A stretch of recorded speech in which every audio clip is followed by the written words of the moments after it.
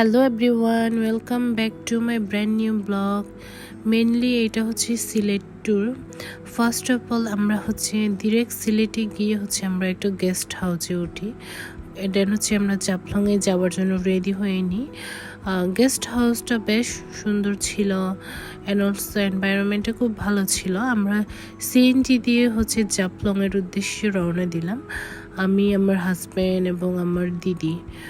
So আমরা যাইতে যাওয়ার সময় অনেক এনজয় করতেছিলাম অ্যান্ড অলসো হাসাহাসি করতেছিলাম। দেন যাওয়ার পথে শ্রীনগর চা বাগান, অনেক সুন্দর ভিউ, দেখেন কি সুন্দর বাতাস অ্যান্ড অলসো ছোট ছোট গুড়ি গুড়ি বৃষ্টি হচ্ছে। বাট মেঘগুলো দেখেন কি সুন্দর ওই পারে, ওইটা কিন্তু ইন্ডিয়া। সো ইন্ডিয়া বাংলাদেশ সিলেটের এপার ওপার আর কি। আমি অনেক এনজয় করতেছিলাম এবং হাঁটতেছিলাম। দেন আমার হাজব্যান্ডকে বললাম আমাকে একটু ভিডিও করে দাও। সো আমার হাজব্যান্ড ভিডিও করে দিছে। ওই পাহাড়ের উপরে একদম যাইতে ইচ্ছা করতেছে, বাট ওইটা কিন্তু ইন্ডিয়া, দ্যাটস ওয়াই কিন্তু যাওয়া যাবে না। সো আমি অনেক ঢং করতেছিলাম। দেন হাঁটতে হাঁটতে আমি পাহাড়ের দিকে উঠতেছিলাম। পাহাড়টা ছিল বেশ বড়। সো আমি ওখানে পৌঁছায় আরও ভিডিও করতেছিলাম, একটু হাঁটতেছিলাম কারণ এনজয় করতেছিলাম। খুব ছোট ছোট বৃষ্টি হচ্ছে এবং পরিবেশটা এত সুন্দর, মনে হচ্ছে মেঘটা আমি হাতের মতোই নাগালে পেয়ে গেছি। খুব খুশিতে আমি খুব একটু ঢং করতেছিলাম। দেন হাজব্যান্ডকে বললাম একটু চল আমরা একটু কাপল ভিডিও করি।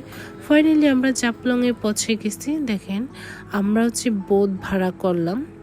এটা একটা স্কেমে পড়ে গেছি, কজ আমাদের আগের কোনো পূর্ববর্তী আইডিয়া ছিল না যে প্রাইস কেমন হবে। ওখানে গিয়ে তো পুরাই আমরা স্কেমের শিকার হয়েছি। সো আমরা বোট ভাড়া করছি মেবি 2600 টাকা দিয়ে। সো আমাদের সাথে ওনারা অনেক স্কেম করছে, কারণ আমাদেরকে 0 পয়েন্টে নামাই দেওয়ার পরে আর আমাদের হেঁটে হেঁটে পৌঁছাতে হয়েছে। আমরা যাচ্ছিলাম, কি সুন্দর ভিউ দেখে দেখে, এত সুন্দর ভিউ যে হোয়াইট হোয়াইট করে যে বাসাগুলো দেখা যাচ্ছে ওগুলা কিন্তু ইন্ডিয়ায় ওপারে, ওইদিকে যাওয়া যায় না কারণ অলরেডি বর্ডারে অনেক গার্ড আছে। ওইদিকে গেলে মাইক দিয়ে মাইকিং করে দেয়। তো আমরা অনেক সুন্দর সুন্দর জায়গা এনজয় করে করে যাচ্ছি। কি সুন্দর পাহাড়।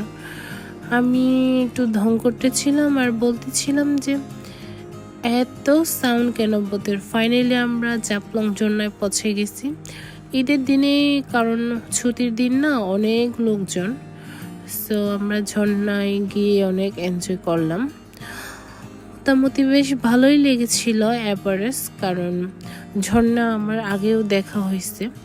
সো খাগড়াছড়িতে রিচাং ঝর্ণা আমার তেমন এত আহামরি ভাল লাগে না। দেন আমরা 0 পয়েন্টে গেছিলাম ইন্ডিয়ান বর্ডারে। দেখেন ওই পারে কিন্তু ইন্ডিয়ানরা বোট দিয়ে নৌকা দিয়ে আছে। ওই ছোট একটা ব্রিজ দেখা যাচ্ছে, ওইটা কিন্তু ইন্ডিয়ান ব্রিজ। ওইদিকে কিন্তু যাওয়া যাচ্ছিল না গাইস। আমার এত যাইতে ইচ্ছে করছিল, কিন্তু কি বলার, একটা তো বর্ডার আছে, যাওয়া যায় না। দেখেন বাংলাদেশ আর ইন্ডিয়া পতাকা। দেন আমরা জাফলং থেকে ব্যাক করে আবার লালাখালে পৌঁছে গেছি। খুব দুঃখের সঙ্গে আমাদের কপালটা ছিল ওদিন, কারণ বৃষ্টি হয়েছিল। দ্যাটস ওয়াই লালাখালের পানি ব্লু কালারটা নাই।